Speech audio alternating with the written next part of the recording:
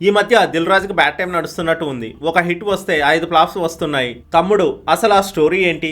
TV సీరియల్కి సరిపోయే పాయింట్ని పట్టుకుని సినిమాని మొత్తం చుట్టేశారు. డైరెక్టర్ వేణు శ్రీరామ్ మూవీస్ అంటే మంచి కథతో క్రియేటివ్గా ఉంటాయి, కానీ ఈ మూవీలో కథ కంటే క్రియేటివిటీ ఎక్కువైంది.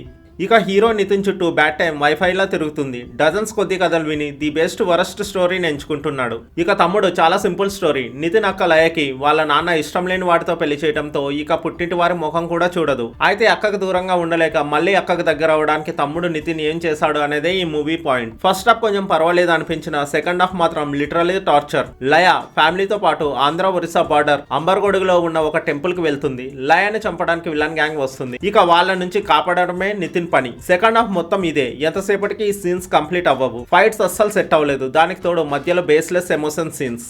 సినిమాలో ఎవరి క్యారెక్టర్ కూడా ఇంప్రెసివ్ గా ఉండదు. ఇద్దరు హీరోయిన్స్ ఉన్నా ఎలాంటి రొమాంటిక్ డ్రామా ఉండదు. హీరో నితిన్ క్లైమాక్స్ లో చేసే ఫైట్ చూస్తే చాలా కామెడీగా ఉంటుంది. ఎక్కడో భూమిపై 2 కొండల మధ్య ఉన్న సన్నని ఆర్టిఫిషియల్ రోడ్డు మీద ఫైట్ వరస్ట్ గా ఉంది.